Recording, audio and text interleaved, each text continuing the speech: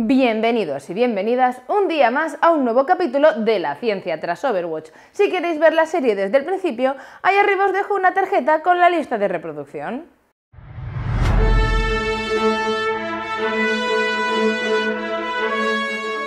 Winston, 29 años, científico de Overwatch. Winston no es solo un gorila modificado genéticamente súper inteligente, también es un científico brillante defensor de la humanidad. La colonia lunar Horizon se estableció como un acercamiento a la exploración espacial. Entre sus residentes se encontraba un grupo de animales modificados genéticamente para comprobar los efectos de una estancia prolongada en el tiempo en el espacio. Entre ellos destacó el espécimen 28, acogido por el Dr. Harold Winston, que inspiró al gorila con historias sobre el ingenio de la humanidad y los misterios de la ciencia.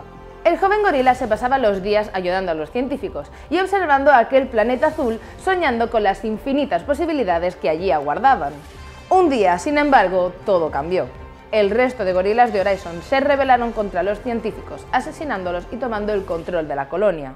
Entonces, el espécimen 28 construyó una lanzadera improvisada y huyó hacia la Tierra, donde utilizaría para referirse a sí mismo el nombre de su mentor, Winston. Gracias a Overwatch, Winston encontró un nuevo hogar, ya que la organización simbolizaba todo lo que él admiraba de la humanidad. Ahora, tras la caída de Overwatch, Winston se ha exiliado voluntariamente, esperando impaciente a que regresen los días de heroísmo.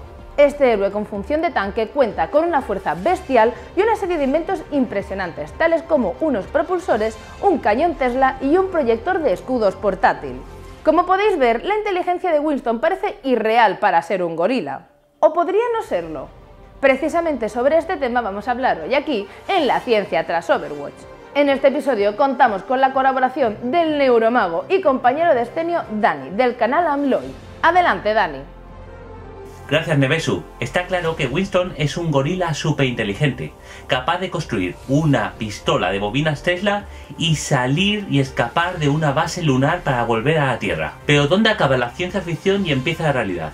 ¿Cuánto de inteligentes son realmente los primates? ¿Es posible que Winston exista algún día? Si lo pensamos así, el hecho de que Winston sea un primate y no sea otro tipo de animal ya hace que tenga un buen terreno ganado para poder ser comparado con un ser humano. Y es que los seres humanos somos una categoría de primate, y todos los primates superiores tenemos una genética muy parecida entre sí.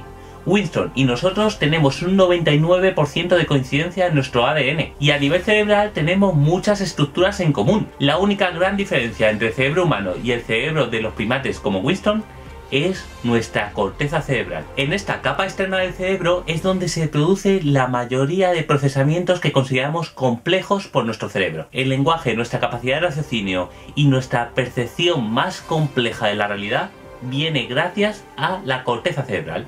Es como la CPU de nuestro cerebro. Y no es que otros animales no tengan corteza cerebral, sí que la tienen, solamente que es más pequeña y más simple. De hecho, se ha comprobado que las capacidades intelectuales de los animales correlacionan de manera exacta con el tamaño de la corteza cerebral y con su nivel de complejidad. Este es el cerebro de un ratón, y como te puedes fijar, existe la corteza cerebral, tiene la capa que la recubre, pero es completamente lisa. En animales como los gatos empezamos a ver arrugas, que son producidas porque la corteza cerebral es demasiado grande, así que para que encaje dentro del cerebro, se arruga, se contrae. Y por esa lógica, cuantas más arrugas veamos, significa que la corteza cerebral es más grande en comparación al resto del cerebro. Mira, te voy a mostrar dos cerebros que están escalados para que ocupen más o menos el mismo tamaño. Uno es un cerebro de un chimpancé y otro es un cerebro de un humano. ¿Eres capaz de distinguir fácilmente cuál es cuál? No es tan fácil, ¿verdad? Eso es porque todos los primates tenemos una extensión de corteza cerebral parecida y se tiene que arrugar más o menos de manera similar. Lo que no es igual es el número de neuronas que hay dentro. En la corteza cerebral de los humanos tenemos una mayor cantidad de neuronas concentradas ahí dentro y están conectadas de una manera muy diferente a la del resto de primates y el resto de animales. Es lo que se supone que de alguna manera que no entendemos debe ser lo que produce nuestra inteligencia. Aún así, los primates tienen capacidades bastante grandes, y eso es lo que hace que Winston realmente pueda llegar a aprender bastantes cosas para escapar de la base lunar. Una de ellas es la fabricación de herramientas, como el arma de bobinas Tesla que ha construido. Solo que en los casos reales que hemos encontrado hasta ahora, los gorilas normalmente acaban usando palitos para coger hormigas dentro de los nidos, o lanzas para usarlas como arma. Y ahora muchos diréis, no, si hay más animales que construyen herramientas. Sí que los hay, pero hay una diferencia entre ellos. Por ejemplo, el pinzón carpintero de las Galápagos va siempre con un palito, que es lo que utiliza para buscar gusanos dentro de los árboles, y es capaz de acortar el palito o alargarlo según la necesidad. Otros animales como los cuervos o los pulpos se ha demostrado que si le das un recipiente cerrado con comida dentro, es capaz de buscar una piedra y reventar el recipiente. Pero la diferencia entre estos animales que son muy manitas y los primates es que los primates podemos generar nuevas herramientas combinando herramientas antiguas. El pinzón usa el palo para buscar comida, pero no se le ocurriría usarlo para otro fin, como por ejemplo la defensa, aunque tuviera la oportunidad de usarlo. El cuervo podría usar piedras y palos para romper el recipiente, pero no se le ocurriría combinarlos para formar una lanza. Esa manera de combinar e improvisar nuevas funciones es exclusiva de los primates, y los expertos absolutos de ello somos los humanos. Pero gorilas y chimpancés se ha demostrado que tienen bastantes capacidades en este estilo. Es decir, que Winston, por el hecho de ser un gorila, es capaz de construir herramientas. Y si dentro de la base lunar se fijara en las bobinas y entendiera su funcionamiento, no sería excesivamente complicado para él, ni siquiera con superinteligencia, en construir algo que le permitiera defenderse. Hay una segunda habilidad que tienen los primates y que se creía que es exclusiva de los humanos: el habla. El lenguaje es lo que nos ha permitido evolucionar y avanzar más lejos, más que nada porque así no todo el mundo tiene que descubrir todo por primera vez. Tú puedes descubrir algo y enseñárselo a otra persona. Esto los primates lo hacen a través de la imitación. Si un gorila ve cómo alguien construye una lanza, él es capaz de construir una lanza porque ha imitado al primer gorila. Pero todo el conocimiento complejo y abstracto que nos da nuestra vocalización es lo que nos permite evolucionar aún más lejos. No hace falta ver cómo otro construye la lanza. Podemos leer un libro que pone cómo construir una lanza y sabríamos usarla, y sabríamos improvisar y construir a partir de ella, no empezando desde cero. Y sí, es cierto, otros animales tienen lenguaje. Hay animales que son capaces de emitir sonidos para indicar peligros o para indicar el apareamiento, otros animales lo hacen a través de ultrasonidos, o los primates, por ejemplo, lo hacen a través del lenguaje corporal, pero no tienen el nivel de riqueza léxica que tienen los humanos. Y de hecho, Winston se considera que es un animal súper inteligente porque es capaz de hablar como los humanos, aunque sea normalmente para pedir crema de cacahuete. Pero si consideramos el lenguaje como una herramienta, ¿implicaría que podemos enseñar a un primate a hablar? ¿O sería imposible? Al principio se pensaba que no sería posible porque la laringe y las cuerdas vocales serían diferentes y no podrían llegar a articular palabras como nosotros. Pero recientemente se ha demostrado que no es así. Se ha comprobado que al menos el macaco tiene unas cuerdas vocales parecidas a las nuestras y que es capaz de articular palabras como nosotros. Esto se ha comprobado mediante experimentos en el que enseñaban a macacos a imitar sonidos que realizaba un humano, aunque estuvieran carentes de significado. De hecho, en el estudio que lo hizo, puedes encontrar un archivo de audio que probablemente encaje más con un vídeo de Dross que con esto. A que asusta, ¿eh? Imagínate a un macaco diciendo eso, con amor. Pero el problema vuelve a ser el mismo que hemos dicho antes. No tienen una corteza cerebral suficientemente desarrollada, así que por mucho que tenga unas cuerdas vocales aptas para el lenguaje humano, no tiene las estructuras cerebrales que nosotros tenemos para producir el lenguaje.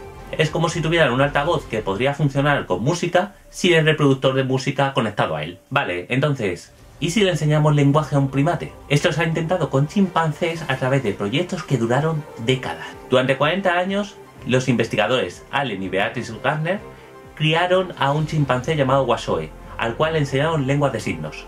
La idea es que la lengua de signos se parece más a lo que suelen hacer normalmente los chimpancés, ya que, como hemos dicho, es lenguaje corporal y más o menos encaja. La idea era ver si, aunque no pudieran hablar o articular como un humano, eran capaces de entender la léxica del lenguaje. Tras décadas de aprendizaje intensivo, Washoe aprendió más de 300 palabras en lengua de signos. Y en los experimentos siguientes que se han realizado con otros primates se ha conseguido que aprendan más de 150 palabras. Hay que tener en cuenta que estos experimentos son muy largos en el tiempo y hace falta muchas décadas para que el chimpancé aprenda. No tiene nada que ver con el aprendizaje lingüístico que hacen los humanos normalmente a los 2 años de edad, que es el momento álgido. Estos primates son criados desde su nacimiento para que aprendan el lenguaje de signos, y aún así, fijaros que no lo aprenden con toda la fuerza y la velocidad con la que aprendemos nosotros. Probablemente esa sea la diferencia que tenemos con la corteza cerebral. Sin embargo, consiguieron aprenderlo, y Washoe era capaz de usar palabras complejas y combinarlas para crear palabras nuevas. De hecho, fue capaz de llamar a un termo como vaso, metal, ¿qué bebes? Lo cual está bastante bien porque eso implica que entiende el significado interno de cada una de estas palabras. Aún así, estos estudios todavía están llenos de polémica porque no se cree del todo si funcionan o no. Puede que sea una interpretación subjetiva de los investigadores que pasan 40 años con ellos. Sin embargo, por ahora, las pruebas que se han realizado lo más controladas posibles indican que sí, los primates es posible que aprendan un lenguaje y que puedan usarlo de manera primitiva, solamente que les cuesta mucho. Y ahí es donde Winston llevaría la ventaja. Si le han vuelto súper inteligente, aprender el lenguaje humano sería cuestión de un segundo. Así que tiempo a tiempo. Primero Overwatch, luego el planeta de los simios. Podemos marcar la diferencia. El mundo nos necesita ahora, más que nunca. ¿Estáis conmigo? Y hasta aquí este nuevo capítulo de la ciencia tras Overwatch. ¿Nos obliga a replantearos los límites de la inteligencia con todos los experimentos que nos ha contado Dani? ¿Y no os parece un poco creepy el macaco pidiendo matrimonio? Porque a mí sí. El próximo héroe del que hablaremos será Breaking Ball, así que si te está gustando la serie, dale like, y si no estás suscrito, pues no sé qué estás esperando, te perderás el próximo episodio. Antes de terminar, dale las gracias infinitas a Dani del canal Amloy por venir aquí a hablarnos un poco sobre la inteligencia animal. No olvidéis pasaros por su canal, que os dejo como siempre tanto al final del vídeo como en la descripción del mismo, junto con el resto de sus redes sociales. Y no olvidéis decirle que vais de mi parte. Un saludo y nos vemos en el próximo episodio de La Ciencia tras Overwatch. ¡Hasta pronto!